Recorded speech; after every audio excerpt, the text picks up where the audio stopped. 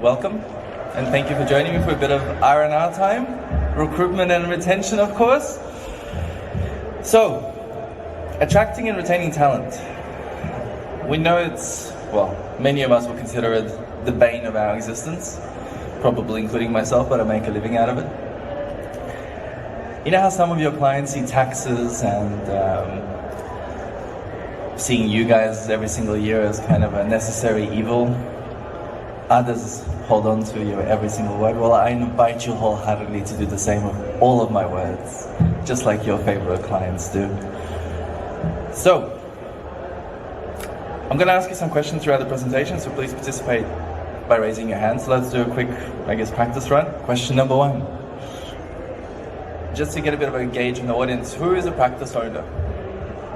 Yep. Couple of you. Who's an employee? Anyone from practice management, HR? Yeah, okay. There's a couple of hands keep going up for every single question. Like, wow, it's a lot of hats. Hopefully you're getting paid well for it. All right. Anyone flew in here from somewhere else? Cool. I'll try and make it worth your while. Maybe not business class worthwhile, but like Jetstar basic fare worthwhile. Just to also get a bit of feedback, what are you guys wanting to get out of it? Is there a particular thing that you came in here for? Scream it out. Now I know my wife thinks I'm handsome, but surely there's something else that you came here for. What was that? The advertising part? Okay. That takes a fair bit of time to explain, but yeah. But I will cover a little bit of that.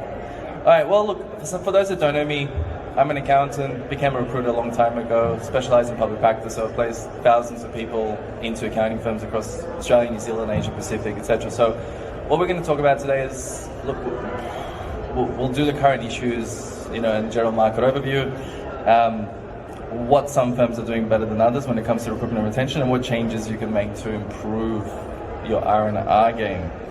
All right, so we've all survived the Great Exodus. Remember all of these wonderful stats? Everyone's leaving, we're not going to have a firm, we'll have no staff. I mean, PwC was probably a bit worried, but I think all of us survived and thrived. But look, in terms of stats, I'm not going to bore you too much, but just overall, we did have the highest mobility in over 10 years with over 1.3 million people changing jobs. As a general thing, let's be real, the market is still very tight. Nothing has really changed that much. The salaries are still ridiculous. Anyone own a Tesla here? No? There's a ludicrous mode in there for the non-Tesla owners. It's, basically disbelief would be another word. I interviewed a candidate about 2 weeks ago, 3 years experience, just finished her CA. I don't think she even got a graduate certificate yet. She was on 95K plus super,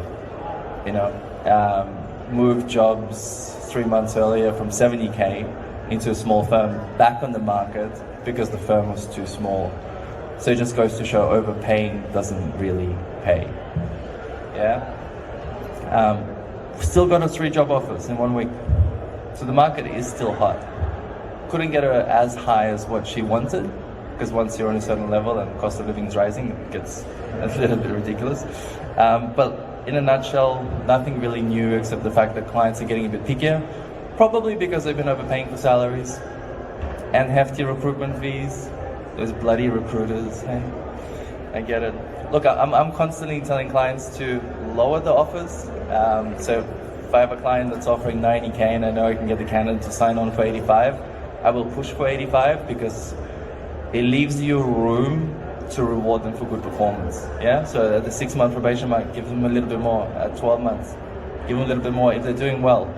A, reduces your overheads. Yes, it reduces my fee, which is why they get flabbergasted that I actually proposed that. But I'm like, well, it's because I understand there's a nexus between salaries and charge-out rates and, write-offs, and then passing probation, because we have this pesky thing in our terms called money-back guarantee, and I hate returning hard-earned cash.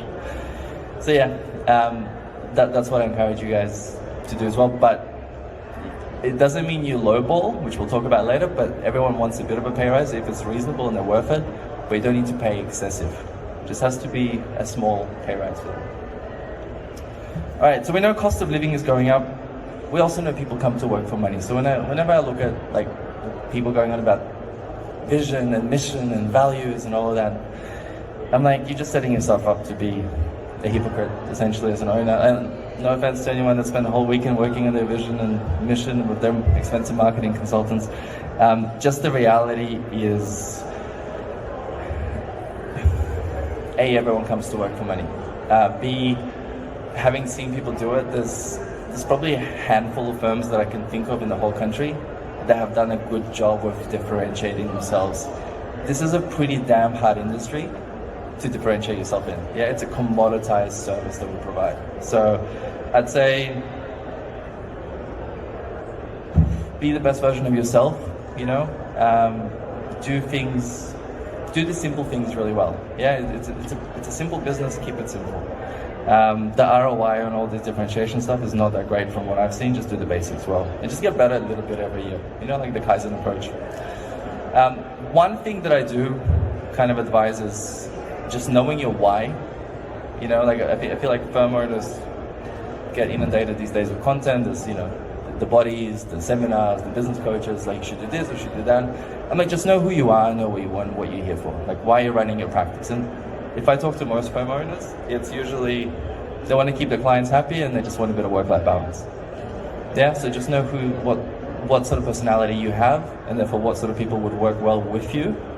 Yeah, doesn't mean getting copies of yourself, just people that work well with you. And also don't grow for growth's sake. You're just going to burn yourself out, because recruitment and retention is hard work, getting good stuff is hard work. You're just going to be burning yourself on both sides. Know what you want, get what you want. Don't have to grow for growth's sake. Don't have to do this business advisory piece either. If you've got a good practice, it's growing every year by a little bit, and you've got a good firm, good staff, keep at it. Just do things a little bit better every year. The other thing is starting with the right people for your budget. So you don't need superstars. There's this thing is like, you know, want A-grade players. There's a phrase that I like, which is a champion team will always beat a team of champions, yeah? Probably seen that, heard that. It's usually a sports metaphor. It works just as well in corporate. Accounting is not rocket science. Sorry, I know we're all well educated, you know. I get it, CAs, CPAs, but like, it's not hard work to reconcile things, yeah, and do a tax return. You don't need crazy good people. You just need a good group of people that know what they're doing and work well together. Simple again. So how do we create a team of champions? Well, number one, I would say make sure you test them. So test your candidates, don't rely on interviews, because some of the best job hoppers are also the best interviewees. Yeah, because they've had so much practice. They've had 20 interviews over the last 3 years. Some of the worst interviewees and some of the best placements that I've made that are still there like 5-10 years later were horrible at interviews. It's because the last time they changed jobs was 10 years ago. Yeah? So just keep that in mind. Just because someone says all the right things in the interview doesn't mean they're going to be a great performer. Two very different things.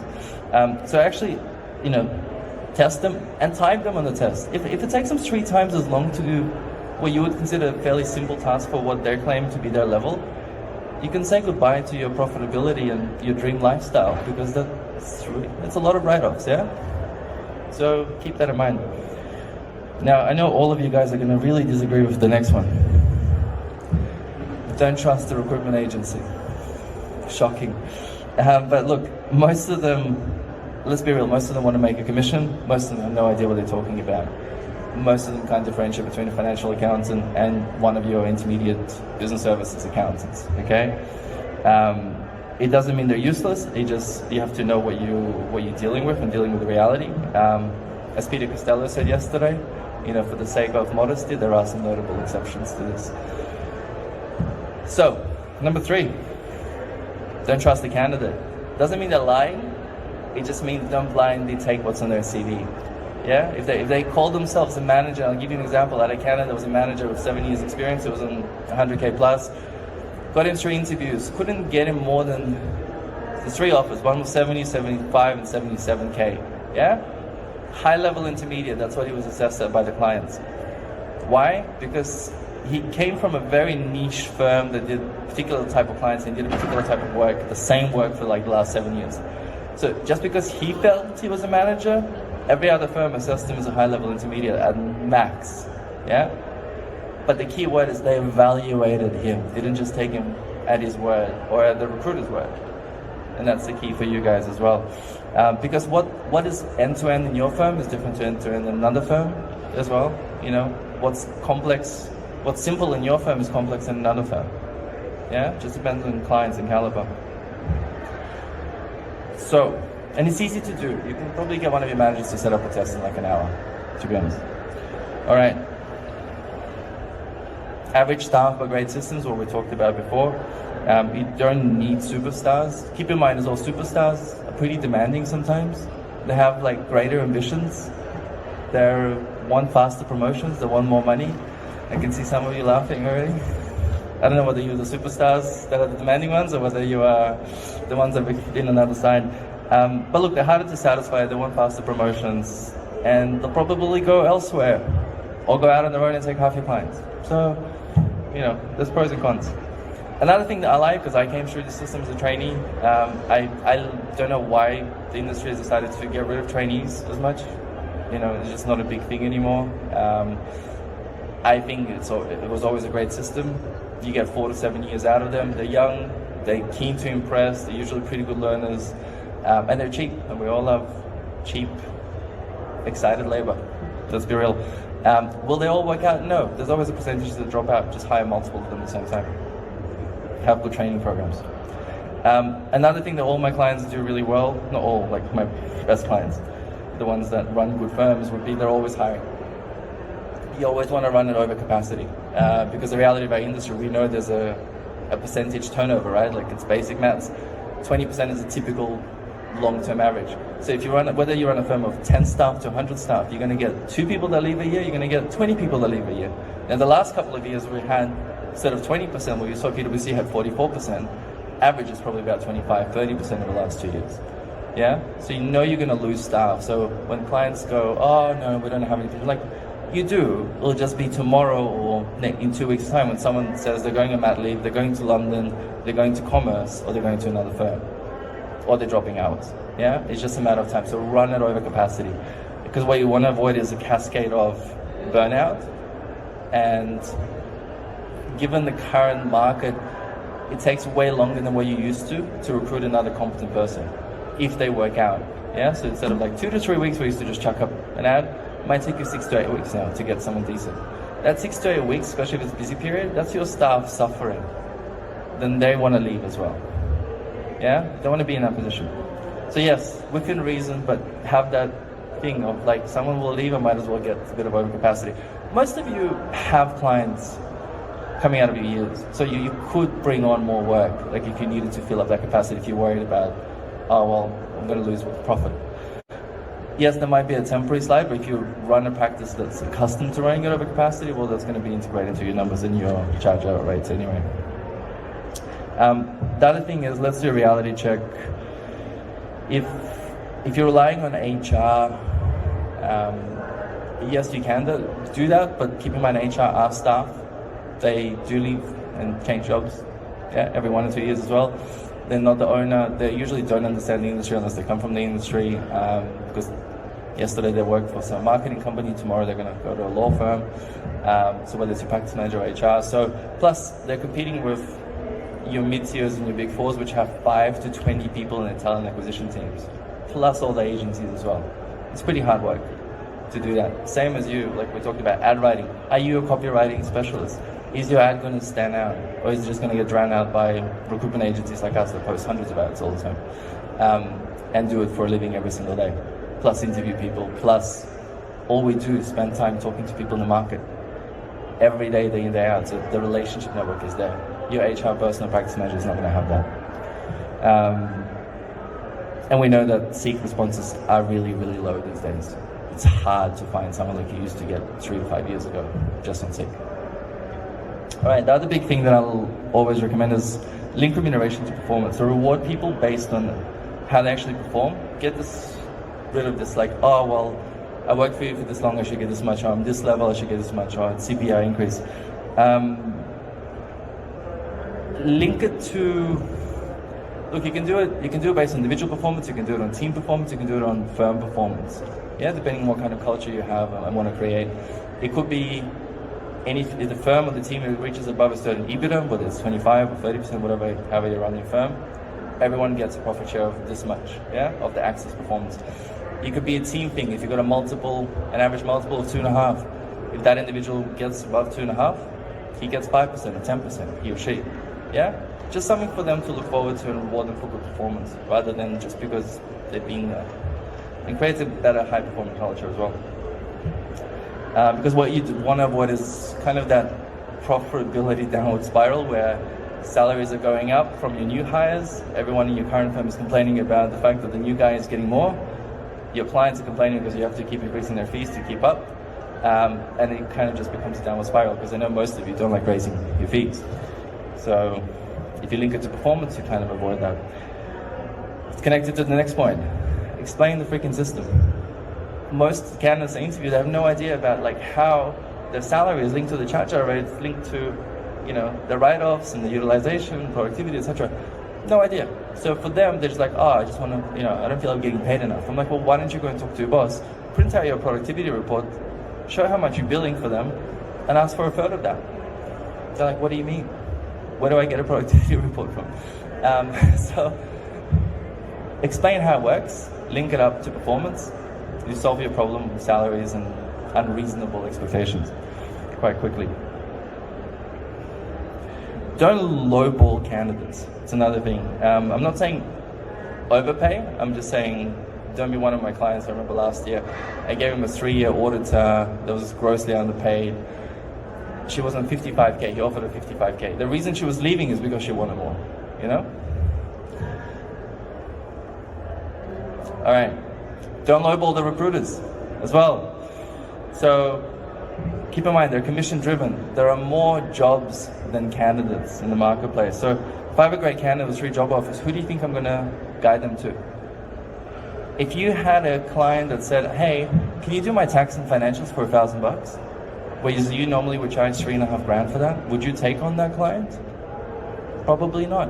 Why in the world would a recruiter send you the top talent for a 30% discount? Doesn't make sense. Also guys, you get ROI on your candidates. Our fee is negligible because you are getting a revenue earner. Unlike your brethren in commerce where they have to hire someone and pay them 100 grand, that 100 grand is an overhead plus the recruitment fee is an overhead.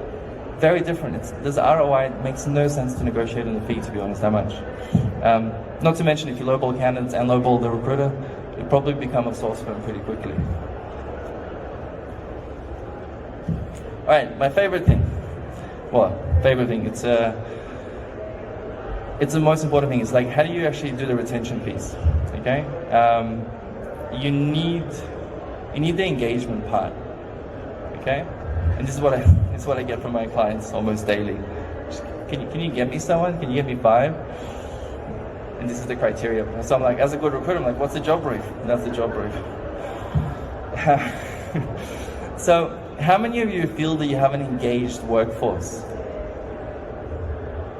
Yeah, a couple, exactly. So based on like the stats from Gallup, which is pretty reliable, 10 to 20% of staff are engaged. It means 80 to 90% of your people do not feel engaged, do not want to be there, and are constantly kind of on the lookout. You know, if a recruiter calls them, they might be open. So keep in mind, there are poor hires and there are poorly trained or poorly managed hires as well, and there are 2 very different things. So how do we engage? Well, number 1 is have self-awareness. Okay? Know whether you actually enjoy managing people, whether you're a good people manager or not. Okay? If you're not, learn how to manage, then learn how to lead. If you're not, be honest and hire someone. Have a care factor, so do the basics really well. You know the kids' names, ask them how the weekend was, send a care package when they're sick, know their anniversaries, how long they worked for you, that kind of thing. Little things go a long way. Put them in your calendar, it's not that hard. Get your admin or reception person to do it if you want to. Hybrid models, we know that the latest research shows that 75% want hybrid as an option, 20% would resign if it's not offered. So look, you will need to offer the work from home options, the the 4-day weeks, the different hours. Just give staff flexibility to look after their children and work when they can. Like, if you have to babysit them, they're probably not the right person for you, but have a framework and expectations that the firm and the clients are still the number one priority. So if it doesn't work, then you rescind that privilege. Good training, great systems, future roadmap. So basically, have a proper onboarding process. Yeah, not just hoping that Mary over there in the corner will train the new guy, John, even though Mary is dealing with client number 5, trying to explain to him why she can't give an accountant's letter to the mortgage broker. Okay? You need someone that's probably going to be dedicated to actually training your staff and onboarding them. Culture. Have high expectations. Don't hire shit people. Yeah, be transparent what everything is about. How to become a partner. What that means. How do you get vendor financing? What's the payback period? What is the dream? Be the dream lifestyle. Sell the dream. Don't be the nightmare. Don't be the middle-aged divorced accountant that hasn't had a holiday in 3 years and doesn't sleep much, just rambling on about Section 100A. As I said, it's a simple business. Like if you be aspirational, essentially, be the business you would want to have worked for when you were younger. It's literally that simple. If you look at your business like, I probably wouldn't want to work here, well then, time for a change. Yeah. Other thing is, know your people. People are motivated when they're doing something they're good at naturally, and they're playing to their strengths. So, and you have a whole range in accounting firms. You have those that love compliance work and they'll just bang out 300 grand of compliance work and they'll happily do it without, dealing with staff and clients. They have others that love to manage a team. There are others that love to do advisory work or the business development part of dealing with clients. You need to know who your people are. Don't do this like what 95% of firms do, which is like one size fits all model. Different people for different things. All right. This is basic but hard for most people. I find females do it a lot better than males as well. I think employer recognition is a simple thing. People like a pat on the back. It motivates them. Feel good factor. They stay longer. Yeah? Find opportunities. They did something well. After a meeting with a client, hey, you did that really well. Give some feedback so they're also learning and growing. If you want to, and it's free, guys. Pat on the back is free. We all appreciate it. If you want to, take them out for lunch when the team does really well overall. The other thing is, all the studies show that people are motivated when there's progress. Jobs are getting closed, things are getting done. If you are the spanner in the works, either your workflow processes are crap, or you are the spanner in the works because it takes 3 to 4 weeks to get back to the person to get something from a client, for you to review the work. They don't get that job satisfaction of a job well done. They don't get that dopamine rush. Yeah. So make sure your workflows are good. Your clients are told when to bring in work, how to bring in work, and you review things quickly, or get someone to do the review if you can't do it. Because you basically, you want to be the Facebook or the Instagram of accounting. They do something, job well done, you press like, which is the recognition piece before. They'll be addicted to work. You'll struggle to get them out of the office. Then you have a burnout problem. We can talk about that later. Okay? But have good KPIs and measurement systems in place. The other thing we're seeing a lot of success with is VAs and offshore teams. Get rid of as much admin work as possible from yourself, from your team. I have a client that has 8 offshore members per 1 onshore member. Yeah, 8 to 1, crazy ratio. But when they're so cheap, why wouldn't you? Keep in mind their average client fee is about 35 grand as well, but they over-service their clients with that many staff per client. You don't need to have many clients as well when you're charging 30 to 40 grand a year. You can also afford to pay over and above market rates, which means your staff are likely to stay. So, and you're running a much more profitable firm. So there's a lot of benefits. I'll give you an example. We do offshore and onshore recruitment actually.